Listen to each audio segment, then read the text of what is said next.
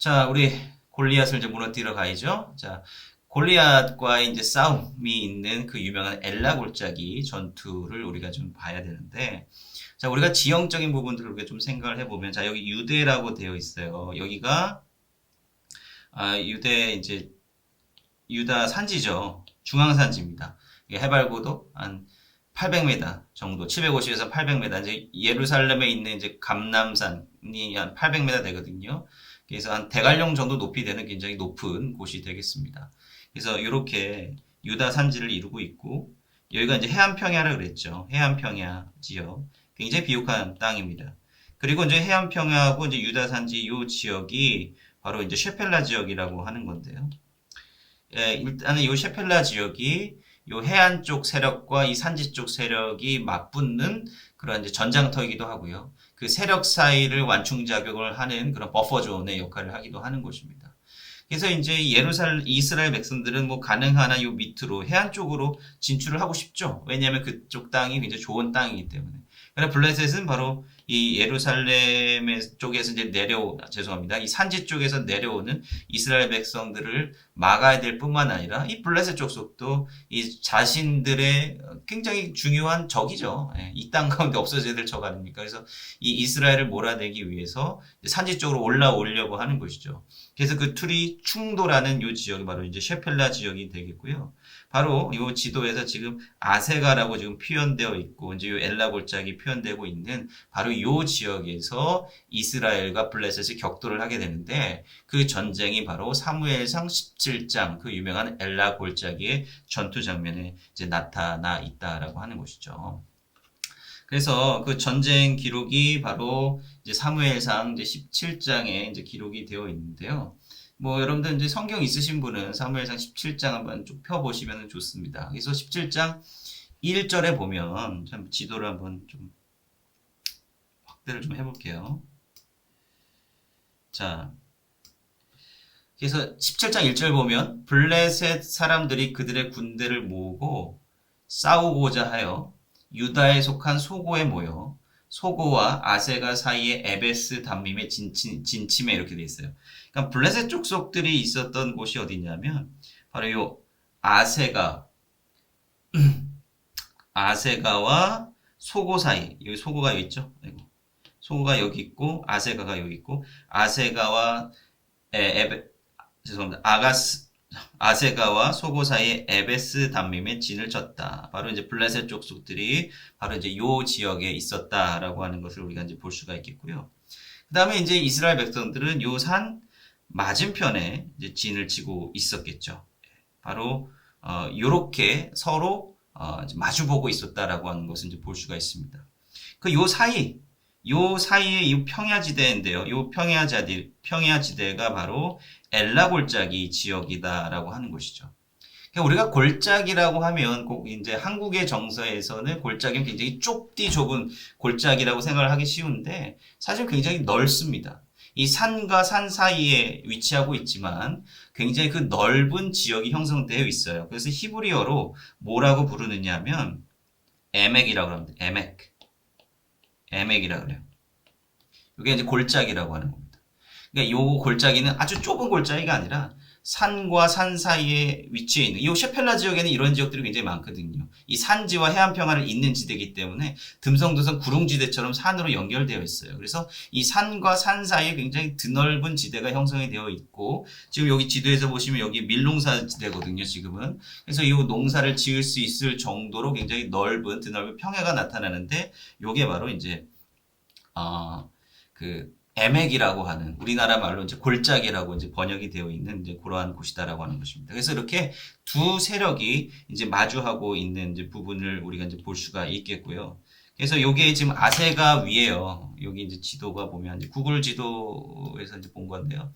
요게 아세가 위에서 요 엘라 골짜기를 내려다본 것입니다. 내려다보면 굉장히 강활한 이제 골짜기가 이렇게 형성이 되어 있는 것을 이제 볼 수가 있습니다. 요게 요 엘라 골짜기라고 하는 것이 결국은 길목이에요.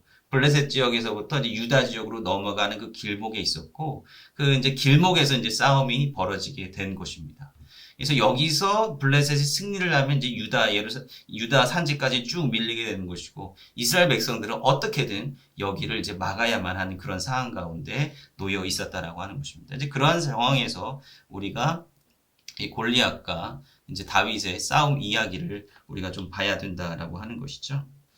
자, 그래서 이제 엘라 골짜기 전투의 이제 상황을 보면 우리가 이미지적으로 좀 상상을 좀 해봐야 되는데 이미지가 대비가 되고 있어요. 자, 사울하고 골리앗은 고도로 금속으로 무장된 갑옷과 검으로 가지고 있습니다. 그러니까 이제 이런 이미지가 있죠. 이제 사울도 그렇고 골리앗도 그렇고 키도 크고요. 아주 당시로서는 아주 최첨단의 무기를 들고 무장을 하고 있는 그런 상황이었습니다. 그런데 이제 이 골리앗이라고 하는 사람이 워낙에 외모적으로 또 사울보다 훨씬 크고 그런 아주 위험 있는 모습으로 나타나기 때문에 사울을 비롯해서 이스라엘 백성들 전체가 두려움에 떨고 있는 그런 모습을 보이고 있는 거죠. 또 반대로 다윗은 어때요? 다윗은 그냥 목동에 오시죠. 예, 사울의 갑옷을 입으려고 했지만 그것이 너무 무거워서 몸에 맞지 않아서 벗어 던져버렸죠. 그리고 그 무기가 뭐예요? 물맷돌이다라고 하는 것이죠. 전쟁 무기가 아니에요. 예. 그러니까 다윗과 이 사울 골리앗의 모습이 철저히 이미지적으로 반대, 대립되어 있다라고 하는 것을 우리가 이제 판단을 할 수가 있겠고요. 결국은 이것을 이제 전쟁 이야기는 우리가 앞에서 본 뭐 여호수아 전투라든지 뭐 모세 출애굽 전투 이야기라든지 이런 걸 봤을 때 야외 전쟁의 모티프가 나오고 있다라고 하는 겁니다. 이전에 이제 사울이 자기의 방식으로 자기의 전쟁을 했던 것과는 전혀 다른 방식이다라고 하는 것이죠. 사울의 13장의 믹마스 전투, 15장의 아말렉과의 전투에서 보여줬던 사울은 야외 전쟁이 아니라 자기의 전쟁을 했던 거예요. 자기만의 방식으로 자기의 권력과 자기의 힘을 확장하기 위한 전투를 했던 것이고 자기 경제적인 이익을 위한 전투를 했던 것이지만 그러다 보니까 결국은 이런 철저히 무력 앞에서 이제 두려워 떠는 그런 모습으로밖에 이제 비춰지지 않고요. 오히려 이제 다윗 아무것도 제대로 된 옷도 걸치지 못하고 온 이 다윗이 야외 전쟁을 이제 수행하고 있는 것을 우리가 이제 볼 수 있다라고 하는 것입니다. 그리고 다윗이 그 전쟁터에 이르게 된 게 뭐예요? 우리가 이제 여기서 얼마나 이제 그 성서 기자가 섬세하게 이 다윗과 골리앗의 싸움 이야기를 하고 있느냐라고 했을 때 여기서 하나님이 다윗을 위해서 뭘 해 주었느냐라고 하는 이야기가 나옵니까? 안 나와요. 여기서는 하나님이 언급은 되긴 하지만 하나님께서 다윗에게 무슨 뭐 힘을 주셔가지고 뭐 물맷돌에 무슨 성령의 능력을 주고 뭐 이런 거 전혀 안 나오거든요. 그냥 다윗의 신앙 고백만 나와 있다라고 하는 거예요.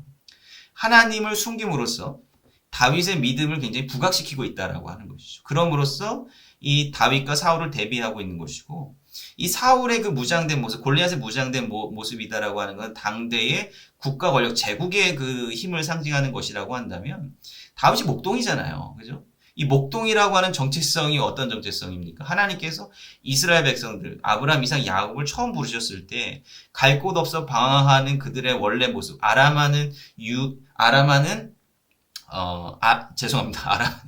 방황하는 아람인이라고 그렇게 일컬어졌던 그 유목민들의 정체성이 바로 다윗의 모습을 통해 다시 한번 투영하고 되고 있다라고 하는 것이잖아요. 나중에 보면 하나님께서 뭐 성전 짓고 막 이럴 때 하나님께서는 거기 고정된 건물에 있기를 원하지 않으셨다라고 하는 그게 하나님의 어떤 본래의 이스라엘 백성들과 가장 끈끈했던 정체성이라고 하는 것이 뭐냐면 광야 방랑 시절이에요. 광야에서 제대로 의지할 것도 없이 하나님만 의지하면서 하나님과 동행했던 그 방랑의 이미지가 굉장히 그 낭만적인 그 신앙의 기억으로 남아 있다고요. 이스라엘 역사 가운데서. 이 목동의 옷을 하고 있는 이 목동이 가지고 있는 일종의 그런 무기죠. 이 짐승들을 이제 물리치기 위한 무기인데 그러한 이 다윗의 볼품없는 모습이 오히려 이 이스라엘과 하나님의 끈끈했던 옛 그런 신앙 전통의 모습을 상징하고 있다라고 보시면 되겠고요. 다윗은 바로 이러한 골리앗 앞에 서서 나는 만군의 여호와의 이름 곧 내가 모욕하는 이스라엘 군대 하나님의 이름으로 내게 나아가노라라고 하면서 야외 전쟁을 선언하고 있다라고 하는 것입니다. 이제 이 사울은 자기만의 전쟁을 수행하고 있는 것이고 다윗은 이 하나님과 하나님의 이름을 건 하나님의 전쟁을 선포함으로써 전쟁에 임하는 전혀 상반된 그런 리더의 모습을 보여주고 있다라고 하는 것입니다. 그러니까 이 골리앗 전쟁, 골리앗과의 싸움, 이 엘라 골짜기 전투를 기점으로 해서 이 사울은 몰락의 길을 걷게 되고 다윗은 이제 새로운 리더의 자리로 차츰차츰 나아가는 그런 모습을 우리가 이제 볼 수가 있다라고 하는 것이죠. 자, 그래서 결국은 우리가 이제 잘 아시다시피 사울은 하나님께서 이제 죄송합니다. 사울은 그렇게도 자신의 왼수 같았던 이 블레셋 족속과의 전쟁에서 결국은 죽임을 당하게 되었다라고 하는 것이죠. 그러고 나서 이제 다윗이 하나님의 리더로서 하나님께 선택받은 왕으로서 드디어 이제 새로운 왕조를 이루게 됨을 이제 볼 수가 있습니다. 다윗이 어떻게 이제 왕위에 오르게 됩니까? 처음에 이제 다윗은 사울에게 굉장히 쫓기는 신세였죠. 그래서 이제 여러 뭐 아둘람이나 뭐 이제 유대 광야 지대로 이제 막 엔겔이나 뭐 이런 지역으로 막 피신을 했단 말이에요. 근데 다윗의 이제 정체성이 뭐냐면 다윗은 특히 아둘람에 있을 때 사람들을 막 모으기 시작합니다. 아까 우리가 아세가 그 아래쪽에 아둘람이 있었거든요. 그래서 그 아둘람이라고 하는 곳에서 그 굴이 많아요. 그래서 숨을 데가 많았던 거죠. 거기에 숨으면서 이런 뭐 상처받은 사람들, 뭐 그러니까 이제 건달들이에요, 건달들. 예, 건달들이 이제 다윗에게 다 모여들었고, 이제 다윗은 그때부터 이제 마적대 두목이 된 것입니다. 그럼으로써 이제 그 마적대를 이제 이끌고 이제 자기의 세력을 막 이제 키워 나가게 되는 것이죠. 다윗이 자기의 왕위를 이제 확고히 하는 데는 점진적으로 이루어지게 되어 있습니다. 그래서 사울의 죽음 이후에서 이스라엘은 지파 체제에서 국가 체제로 점차적으로 통합되어 간다라고 하는 것을 우리가 볼 수가 있어요. 근데 사울이 왕조냐, 진짜 왕이냐라고 했을 때, 이건 좀 물음표예요. 사울은, 왕이라고도 불리기도 했지만, 나기드라고 주로 불렸습니다. 나기드. 예, 나기드라고 하는 명칭으로 불렸어요. 이게 뭐 군장이라고 해야 될까요? 뭐 이제 성경에서 많이 쓰이는 단어가 아니기 때문에 이걸 정확하게 어떻게 명칭이 뭐라고 번역을 할 수는 없겠지만 왕이라고도 불렸고 이 나기드라고 하는 것도 불렸고 이제 사울이라고 하는 사람은 이제 완전한 어떻게 보면 자기의 어떤 상비군이 사실은 갖추어지지 않았던 사람 이제 그런 지도자였던 것 같아요. 그래서 처음에 뭐 전투하는 장면을 보면 막 사울이 그 농사 짓고 있다 갑자기 하나님의 영 받아가지고 막 소 각을 떠가지고 막 보내서 막 군대를 모으지 않습니까? 그러니까 완전한 아주 공고한 왕정 체제를 이루지는 못했던 것 같아요. 그리고 이제 이 지파들이 완전히 통합되지도 않았던 것 같습니다. 특히 이제 다윗이 어느 지파 소속이에요? 유다 지파 소속이잖아요. 그렇죠? 유다 지파가 사울의 왕조에 완전히 또 충성을 했던 것 같지는 않아요. 그래서 차츰차츰 이렇게 그래서 이제 본래 이제 이스라엘의 어떤 지파 체제라고 하는 게 우리가 나중에 그 솔로몬 왕 이후에 이 분열되는 과정을 보면 아시겠지만 이 지파 체제라고 하는 게 되게 그 아주 뿌리가 깊어요. 이스라엘이 뭐 이스라엘이라고 하는 이름하에 하나인 것 같아 보여도요. 이 지파 간의 갈등이 사실 많았습니다. 우리가 사사기에서도 보지 않았습니까? 왜냐하면 이게 뭐 여호수아서에서 이제 나오는 것처럼 우리가 이상적으로 뭐 같이 점령해가지고 여호수아가 딱딱딱딱 완전히 분배해줬다.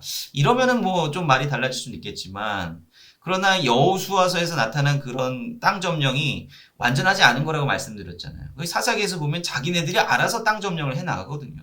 아니, 자기 힘으로 자기가 땅 점령했는데 자기가 자치권을 당연히 이야기 주장할 수 있지 않겠습니까? 그만큼 이 지파의 어떤 독립성이라고 하는 게 굉장히 공고하고 강했다라고 하는 것을 우리가 성경의 역사를 통해서 볼 수가 있고요. 그래서 이 모든 지파를 단번에 통합하기는 굉장히 쉽지 않았다라고 하는 것이죠. 이 어려움을 우리는 이 다윗이 왕이 되는 과정을 통해서 볼 수 있는데 다윗이 원래 어디서부터 왕이 됩니까? 처음부터 통일왕국의 왕이 된 게 아니에요. 사무엘하 2장에 보면 다윗이 먼저 왕위로 기름 부음 받은 곳이 어디냐? 헤브론입니다. 헤브론은 예루살렘 남쪽에 있는 도시인데 거기에서 유다 지파가 굉장히 중심적인 도시죠. 헤브론에 뭐가 있냐면 막벨라 굴이 있어요. 아브라함, 이삭, 야곱 그 무덤이 그 막벨라 굴에 있습니다. 그래서 이제 거기서 왕의 기름 부음 받아가지고 헤브론이 유다 왕국의 이제 수도가 되는데 첫 번째로 이제 다윗은 유다 지파의 왕이 된 겁니다. 그리고 이제 사울이 죽은 다음에 누가 있어요? 이스보셋이라고 하는 그 후계자가 있잖아요. 그죠? 아주 단명한 왕인데 그 이스보셋이 좀 있다가 부하한테 이제 배신을 당하고 죽잖아요. 그래서 그 이후에야 북이스라엘 지파 사람들이 스스로 찾아오죠. 그 콧대 높은 그 북이스라엘 지파 사람들이 다윗한테 우리의 지도자가 돼달라.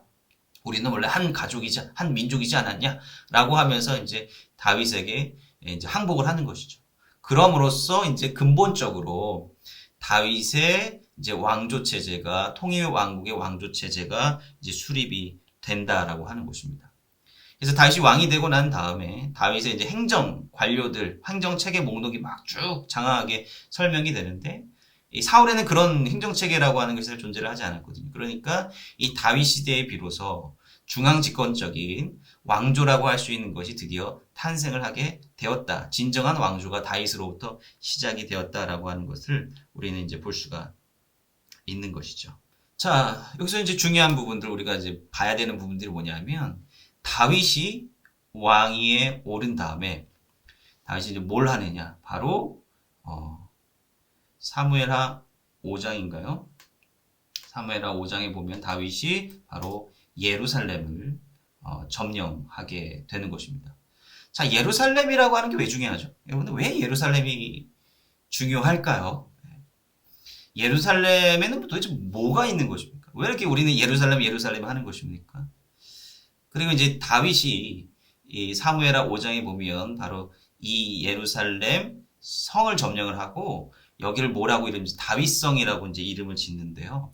여기서 우리 잠깐 예루살렘의 간략한 그 이전의 역사에 대해서 조금 보고 짚고 이제 넘어가야 될 것 같습니다. 예루살렘이라고 하는 이 도시의 문자적 의미는 뭐냐면 아마도 평화의 터전이라고 하는 의미를 가지고 있는 거예요. 그러니까 예루라고 하는 게 이제 터전이라고 하는 의미 혹은 도시라고 하는 의미를 가지고 있고요. 샬롬, 평화죠. 평화라고 하는 의미를 가지고 있습니다. 그래서 평화의 터전인데 뭐 아이러니하게도 예루살렘에는 아직도 평화가 없습니다. 수천 년간 아직도 평화가 없어요. 평화의 터전인데 계속 싸우고 있습니다. 자, 그래서 이 예루살렘이 이 성경에서 처음 나타나게 된 때가 언제냐 바로 창세기로 추정이 돼요. 여기 보면 아브라함이 이제 가나안 왕들과 전쟁을 하지 않습니까? 그때 이제 살레만 웰기세덱을 만나게 되는데 여기서 나타난 샬렘이라고 하는 것이 바로 예루살렘을 말하는 것이 아니었겠는가라고 이제 하는 것을 가지고 생각해 볼 수가 있어요. 그래서 바로 이 아브라함 시대 때 잠깐 스쳐 지나간 그런 인연으로 나타나게 되는 것 같습니다. 아무튼 이 예루살렘이라고 하는 이 역사가 굉장히 고고학적으로도 오래되었는데요. 요 19세기, 기원전 19세기에 요 루살리움이라고 하는 그 기록이 나와요. 루살리움, 예루살렘이랑 비슷한가요? 요게 예루살렘이지 않겠느냐. 왜냐하면 예전에 예루살렘은 우루살림 뭐 이런 식으로 발음이 됐기 때문에 그렇습니다. 예루샬라임이라고 하는 거는 히브리어식 발음이에요. 고대 가나안어라든지 고대 근동어 우가리더라든지 이런 것들을 볼 땐 우루살림 혹은 루살림움이라고 하는 식으로 발음이 되었던 것 같습니다. 아무튼 요게 요러한 그 토기 인형에서 바로 이제 예루살렘이라고 하는 지명이 등장을 하게 되는데요. 이게 뭐냐면 이게 이집트에서 발견된 문서예요. 지금 이게 박살이 났지 않았습니까? 이게 저주 문서거든요. 그래서 이집트하고 이제 가나안 사이에서 이제 이집트가 이제 주로 이 당시엔 가나안을 많이 영향을 미치고 이 점령을 하고 있었지만 가나안 사람들이 걸핏하면 반란 전쟁을 일으켰거든요. 그때 이제 이집트와 이 가나안 사이에서 이제 전쟁을 많이 했던 기록들이 또 나타나 있는데 여기 이제 도시 목록들을 이 인형에다가 적는 겁니다. 그러면서 이 인형을 어떻게 해요? 깨뜨리는 겁니다. 그러면 이제 저주를 거는 거예요. 네. 요게 이제 이집트의 저주 문서에서 이제 예루살렘이라고 하는 도시가 가나안 도시였겠죠. 가나안 도시가 이제 등장을 하게 되는 거고요. 그다음에 주전 14세기에 보면 여기 이제 우르살림이라고 하는 지명이 또 나오는데 이때는 이제 가나안 땅의 예루살렘하고 이집트하고 좀 끈끈했던 때였던 것 같아요. 여기 보면 이제 우르살림의 통치자가 이집트의 바로 왕에게 원군을 요청하기 위해서 편지를 보냅니다.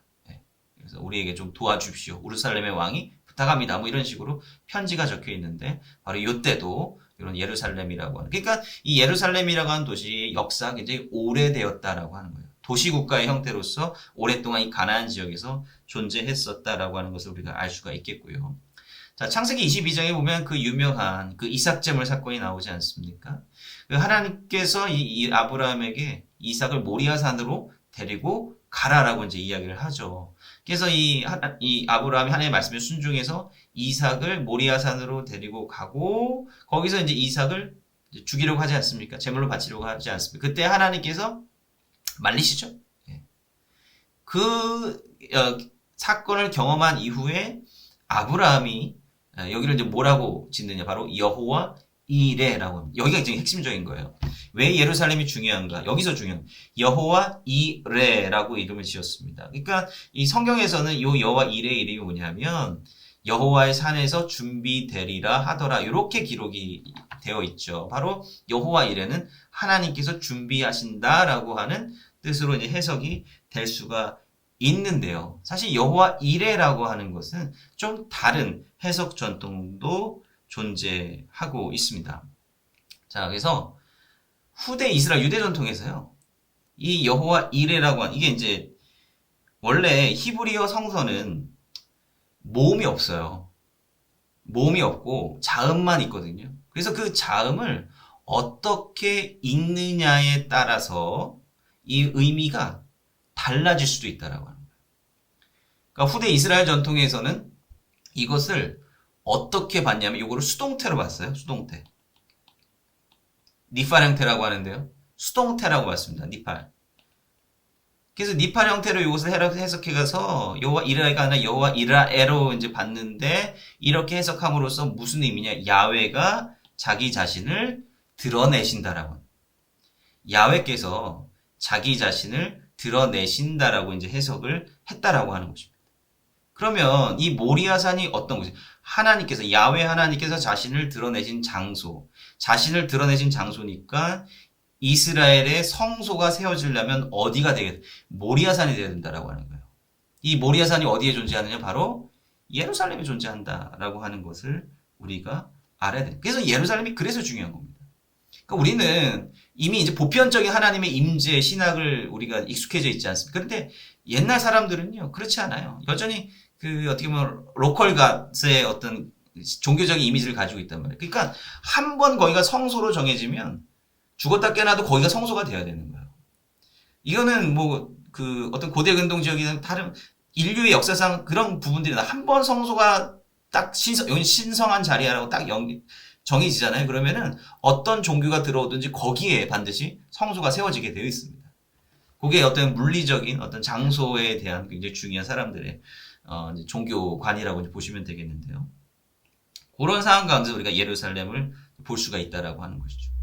그럼 그 모리아산이라고 하는 것이 바로 이제 여부스 사람의 이제 타작마당이다라고 하는 것이고 바로 요 모리아산 여부스 사람의 타작마당에 다윗이 사무엘하 마지막 부분에 보면 이스라엘 백성들을 위해서 제사 지내는 장면이 나타나고 있거든요. 그래서 이 제사 전통이 이 모리아산 예루살렘에서 계속해서 이루어졌다라고 하는 것을 우리가 볼 수 있어요. 자, 역대하를 보면 아까 제가 말씀드렸던 이게 여호와 이레가 어떻게 해석이 되느냐. 그게 이제 유대인들의 전통이 이제 해석적인 전통이 여기서 드러나고 있음을 우리가 볼 수가 있죠. 그러니까 솔로몬이 예루살렘 모리아산의 여호와의 전 건축하기를 시작했다라고 하는 거예요. 그러니까 솔로몬이 성전을 건축한 곳이 어디냐 바로 모리아산이다라고 이제 역대기 3장이 이야기를 하고 있고요. 그곳은 그 전에 아버지 다윗에게 나타나신 곳이다. 하나님께서 그 자신을 스스로 드러내신 곳이다라고 하는 이야기를 하고 있는 거죠. 그러니까 하나님께서 아브라함 때부터 그 다음에 다윗, 그 다음에 솔로몬에 이르기까지 이 중요한 장소고 이제 하나님께서 자신을 드러내는 장소가 바로 모리아산이 있고 그 모리아산이 바로 예루살렘이기 때문에 이스라엘 역사에 있어서 다윗이 이 예루살렘을 점령한 것은 굉장히 중요한 사건이다라고 하는 것이죠. 그럼으로써 이제 굉장히 중요한 도식이 완성이 되는 거예요. 하나님께서 선택하신 나라 이스라엘, 하나님께서 선택하신 도시 예루살렘, 하나님께서 선택하신 왕조 다윗 왕조, 바로 요 중요한 도식이 사무엘하 7장에 나와 있는 나단이 다윗의 왕조, 영원한 다윗의 왕조를 이제 예견하면서 축복하면서 한 그 유명한 나단의 다윗 왕조 신탁에 대한 내용을 이제 완성하게 된다라고 하는 것이죠. 그래서 이거는 이제 영원한 다윗 왕조에 대한 굉장히 중요한 단초가 되는 이제 연결고리가 예루살렘 점령을 통해서 이제 드디어 완성이 되게 된 것이다라고 하는 것입니다. 자, 그래서 이제 원래는 이제 이미 점령했어야 되는 건데 이 사사 시대 때 보면 여호수아 시대 때도 점령을 제대로 하지 못했고 그다음에 이제 사사 시대 때도 이제 점령을 하지 못했다라고 하는 것입니다. 그리고 이제 사무엘하 5장 6절에서 7절에 보면 이제 비로소 다윗이 이제 이 예루살렘 성을 빼앗았어요. 여부수 족속으로부터 빼앗았고 여기를 뭐라고 명명하느냐 바로 다윗성이라고 이름을 지었다라고 하는 것을 우리가 이제 볼 수 있습니다.